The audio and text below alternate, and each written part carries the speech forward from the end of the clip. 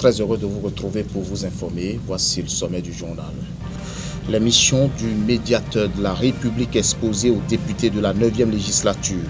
C'était à travers un séminaire d'appropriation qui s'est tenu en début de semaine. À suivre les grandes décisions du Conseil des ministres de ce mercredi 11 septembre 2024. Voilà pour le sommet.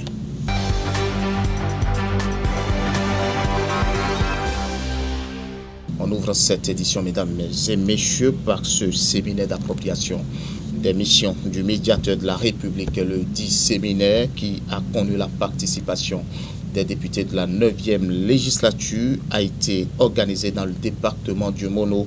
Le séminaire d'appropriation des missions du médiateur de la République vise de double objectif, faire connaître davantage l'institution et assurer un plaidoyer pour l'ancrage de la médiation. Suivons, mesdames et messieurs, les différents discours qui ont eu lieu au cours de ce séminaire.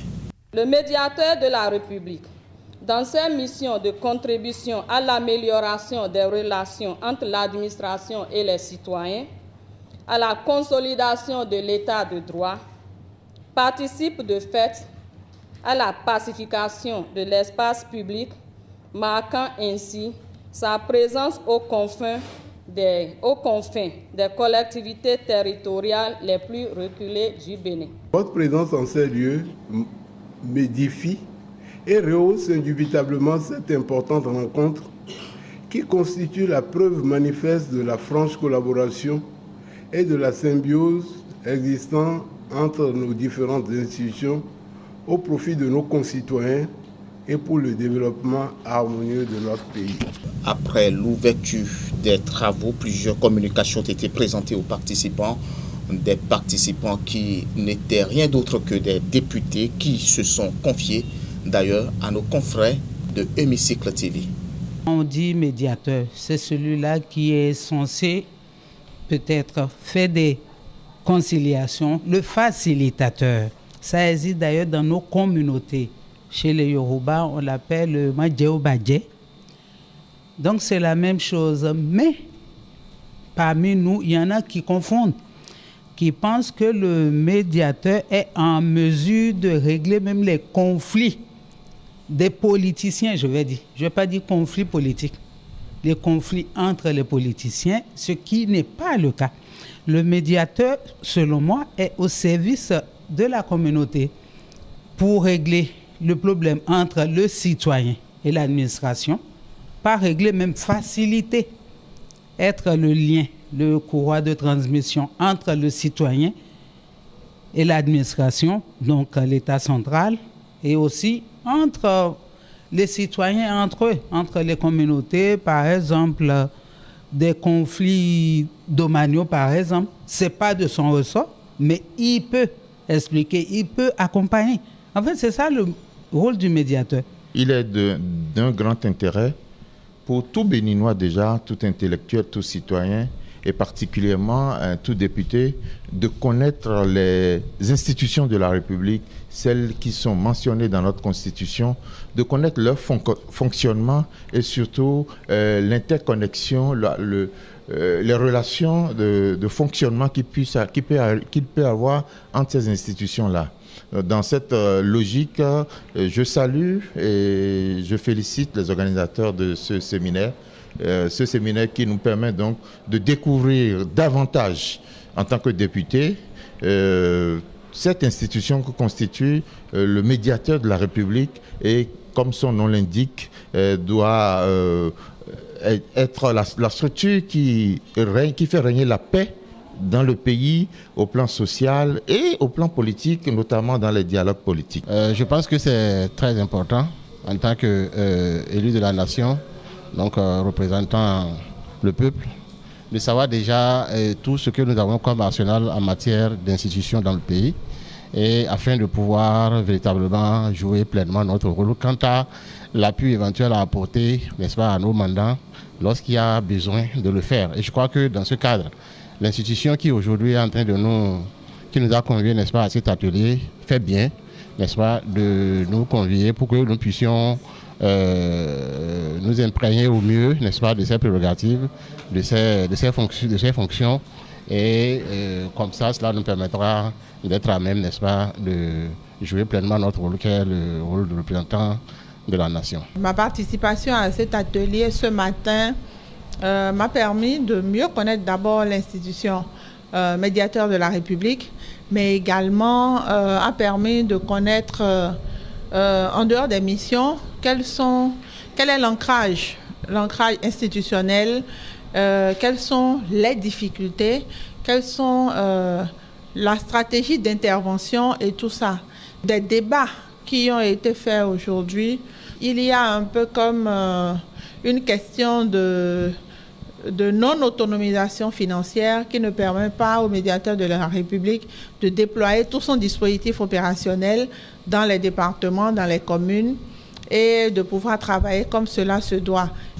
Revenons-en aux grandes décisions du Conseil des ministres de ce mercredi 11 septembre 2024. Entre autres décisions, nous avons la transmission à l'Assemblée nationale pour examen et vote du projet de loi cadre sur la construction et l'habitation. Retour sur les grandes décisions avec le secrétaire général adjoint du gouvernement, porte-parole du gouvernement. Ce mercredi 11 septembre 2024, sous la présidence du chef de l'État, M. Patrice Talon, le Conseil des ministres s'est réuni et a pris les décisions dont voici la teneur. Au chapitre des mesures normatives, transmission à l'Assemblée nationale pour examen et vote du projet de loi cadre sur la construction et l'habitation. L'initiative de ce texte s'inscrit dans la logique d'améliorer les pratiques en matière de construction et d'habitation dans notre pays, notamment pour corriger les insuffisances relevées au fil du temps. Il vise principalement à édicter les principes généraux permettant d'assurer la qualité, la sécurité et la durabilité des constructions et fixer les règles spécifiques aux bâtiments à usage d'habitation. Prévoir les dispositions permettant de favoriser et de sécuriser les investissements immobiliers en disciplinant les constructeurs et les promoteurs immobiliers, qu'ils soient publics ou privés. Prendre des mesures favorables à la politique du logement social et à la gestion du patrimoine immobilier national. En somme, l'adoption de ce projet de loi ouvrira une nouvelle ère dans le domaine de l'investissement immobilier au Bénin, en ce qu'il rappelle le principe du permis de construire, impose des garanties aux constructeurs et aux promoteurs immobiliers, puis fait du logement social une préoccupation de l'État. Les ministres concernés sont instruits à l'effet d'en soutenir la discussion devant la représentation nationale. Sous ce même chapitre ont été par ailleurs adoptés le décret fixant la liste des autorités et agents publics soumis à l'obligation de déclaration de patrimoine, ainsi que celui portant approbation des statuts modifiés de l'Agence nationale de la maintenance hospitalière. Au chapitre des communications, en point 1, autorisation de déploiement de nouveaux aspirants au métier d'enseignant au ministère des enseignements maternels et primaires. Les besoins exprimés par ce ministère au titre de l'année scolaire 2024-2025 portent sur un effectif de 2431 AME. En vue de permettre aux apprenants de nos écoles primaires publiques, où qu'ils se trouvent sur le territoire national, de disposer d'un enseignant par classe, le Conseil a marqué son accord pour le déploiement de ce nombre d'aspirants parmi les 2513 admis au test d'octobre 2022 inscrits dans la base de données. Il s'agit de ceux qui, non encore affectés dans une école, ont marqué leur disponibilité. En point 2, contractualisation dans le cadre de la rénovation de l'ex-hôtel Marriott de Cotonou. Dans le but de structurer durablement la dynamique de développement touristique en cours dans notre pays, il importe de consolider l'offre de réceptifs hôteliers et d'infrastructures de rencontres de haut standing offrant toutes les commodités requises. Ainsi, en plus des réalisations déjà faites ou en cours, il est apparu opportun de procéder à la rénovation de l'ex-hôtel Marriott, un complexe hôtelier 5 étoiles, pour le rendre fonctionnel. À cet effet, le Conseil a marqué son accord pour la contractualisation avec divers cabinets en vue de la conduite des missions d'études diagnostiques et de maîtrise d'œuvre complète, de contrôle technique et de maîtrise d'ouvrage délégué. Et puis on reste toujours avec le porte-parole du gouvernement, mesdames et messieurs, qui s'est exprimé sur les dispositions prises par le gouvernement. Tout est fait prêt pour la rentrée des classes 2024-2025. Et c'est ce qui ressort d'ailleurs du propos du secrétaire général adjoint du gouvernement, porte-parole du gouvernement, dans une émission exclusive. Wilfried Léandre Rongbédi a évoqué les dispositions prises par le gouvernement pour une bonne rentrée des classes. On le suit. Vous savez que depuis quelques années maintenant, il y a des efforts intensifs qui sont accomplis par le gouvernement, par le corps enseignant, mais aussi par les parents d'élèves, pour nous permettre d'avoir des années scolaires qui se déroulent très bien, du début à la fin, sans accroc majeur. Et je crois que la rentrée scolaire 2024-2025 ne va pas déroger à cette règle, en ce que les dispositions pratiques que nous avons l'habitude de prendre en amont l'ont été. Il y a eu, et tout récemment, une session d'échange entre le gouvernement et les partenaires sociaux pour faire le point des préparatifs, justement, s'assurer que la machine est bien huilée, que tout est en place. Et s'il y avait encore des points d'optimisation à prendre en compte, le faire dans les jours qui nous séparent du 16 septembre, afin que, comme les années d'avant, cette rentrée, elle se déroule bien. Elle se déroule bien veut dire que les moyens financiers que l'État a l'habitude de mettre à la disposition des écoles sont mis à disposition. Cela veut dire qu'au plan logistique, nous avons veillé à ce que les salles de classe soient disponibles. Il y a eu un vaste programme de construction de salles de classe ces dernières années, autour de 6 000 dans le primaire, 2 000 dans le secondaire, pour que les besoins soient résorbés au fur et à mesure. Je n'ai pas idée de ce qui était en cours, si c'est achevé déjà avant cette rentrée, mais je suis convaincu qu'il y a eu des avancées. Une partie doit être achevée, ce qui ne l'est pas encore le sera. Et puis, du point de vue de la disponibilité du personnel enseignant, il y a ceux qui sont déjà là. Nous avons fait le point un peu avant la trêve gouvernementale, au moins pour ce qui concerne le secondaire, et nous avions décidé d'ouvrir à nouveau la base de données pour recruter des AME. Les aspirants au métier d'enseignant, 476 de mémoire, parce que c'est ce que l'état des lieux a révélé comme besoin pour la rentrée qui arrive. Et cela a été fait. Donc, nous estimons que, à date, toutes les dispositions sont prises pour que nos enfants, les parents, puissent avoir une bonne année scolaire et le gouvernement veillera tout au long à faire ce que de devoir afin qu'il n'y ait pas d'accroc majeur. 3 jours d'intenses activités ce week-end dans le département des Collines. C'est une tournée des femmes leaders de la dynamique engagées. Elles étaient une cinquantaine à parcourir arrondissements et villages pour l'éclosion du potentiel féminin. Reportage.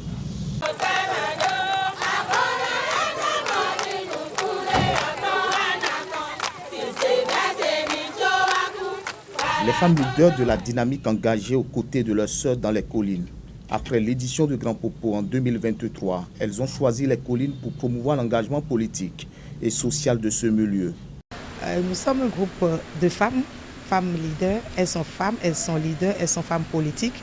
Et nous avons l'habitude d'aller vers les communautés, aller vers les femmes, vers les jeunes filles. Et nous sommes dans une deuxième édition donc, de notre initiative. Qu'est-ce que nous faisons aujourd'hui à Dassa?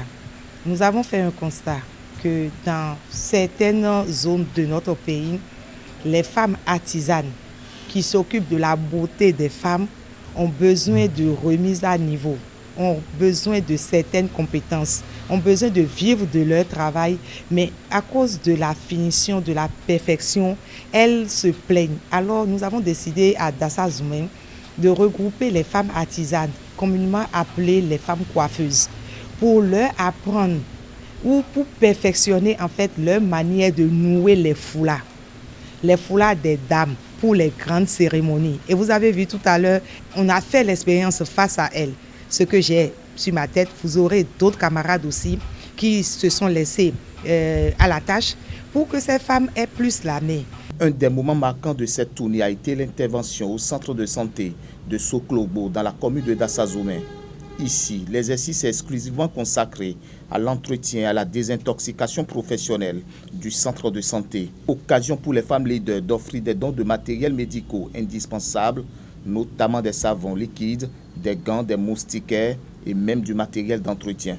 Nous sommes venus à Sokolobo pour donner du matériel d'entretien au centre de santé de Sokolobo. Et parce que notre credo, c'est d'appuyer les femmes à travers l'amélioration des conditions de travail des centres de santé. Heureux de vous voir, il y a 6 ans que je suis dans le département, dans la commune, mais je suis très heureux de vous voir ce soir donner une vie nouvelle au centre de santé de Sokolobo.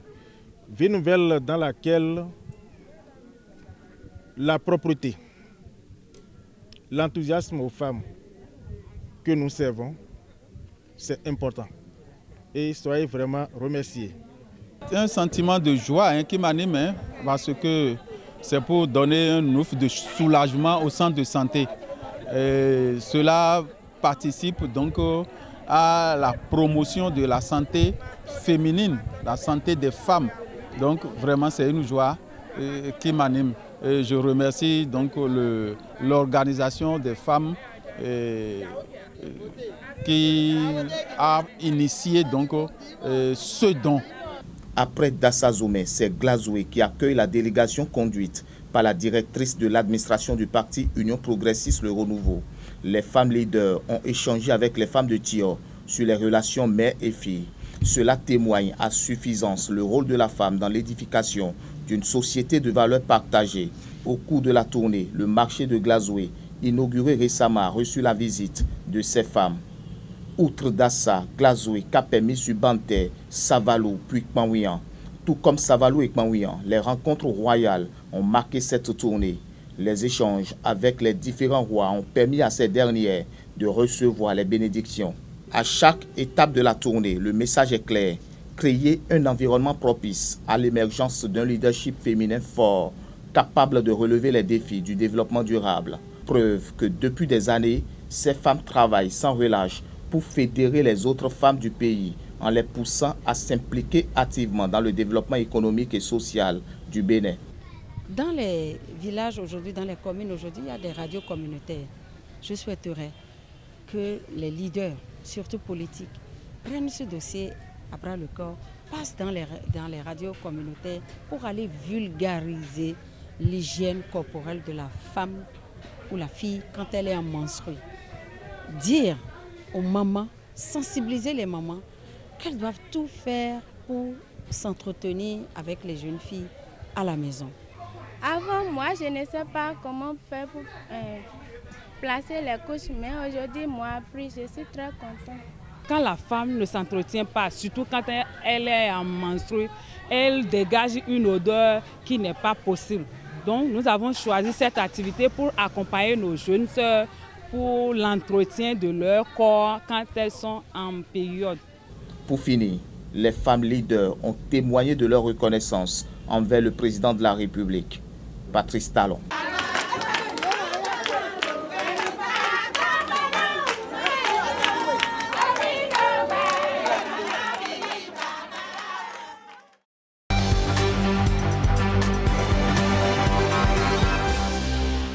Lors d'un déplacement à Mbo, nous sommes déjà au Sénégal, mesdames et messieurs, le chef de l'État, Bassirou Diomaye Faye, a exprimé sa solidarité envers les familles endeuilleuses suite à de récents drames liés au convoi de la mort. Il a réaffirmé la détermination du gouvernement à lutter sans relâche contre ces tragédies, permettant de traquer et sanctionner sévèrement tous ceux impliqués dans ces convois dangereux. Le reportage est signé nos confrères de France 24. Mbour, ville portuaire, et depuis dimanche terre de deuil pour les nombreuses familles qui ont perdu leurs enfants dans le naufrage d'une pirogue clandestine. Alors qu'une partie de l'opinion publique reprochait à l'ancien gouvernement son manque de compassion pour les populations endeuillées, le jeune président Bassirou Diomaye Faye s'est rendu sur les lieux du drame ce mercredi pour présenter ses condoléances aux familles des victimes. La nation est en deuil et la situation est particulièrement insoutenable. Le Sénégal est l'un des principaux points de départ pour les milliers d'Africains qui prennent la périlleuse route de l'Atlantique, dans l'objectif de gagner l'Europe. Principalement via l'archipel espagnol des Canaries et à bord d'embarcations bondées et souvent vétustes. C'était le cas ce dimanche. Les témoins racontent que des dizaines de passagers avaient pris place dans la pirogue qui a chaviré à quelques kilomètres à peine de la côte. Ce qui est arrivé ici à Mbour est le fait des filières de migration qui sont, il faut le dire, dans le trafic d'êtres humains, qui exploitent le désespoir de cette jeunesse et qui leur vendent le rêve d'un avenir meilleur. Mais je voudrais dire que la traque sans répit contre ces vendeurs d'illusions, ces vendeurs de la mort, va s'intensifier dès à présent. Il a assuré que le gouvernement travaillait d'arrache-pied à des politiques contre le chômage des jeunes. Des jeunes qui seraient nombreux à partir sous l'impulsion de familles qu'elles participeraient à faire vivre une fois en Europe. Bassirou Diomaye Faye a appelé les proches à mettre moins de pression sur leurs cadets. Plus de 22 000 migrants ont débarqué aux Canaries depuis le début de l'année, soit plus du double par rapport à la précédente. Le président a annoncé la mise en place prochaine d'un numéro vert pour dénoncer les passeurs. Soleil levant, TV Info, Stop FM, merci à toutes et à tous de nous avoir suivis. Très bonne suite des programmes, mesdames et messieurs.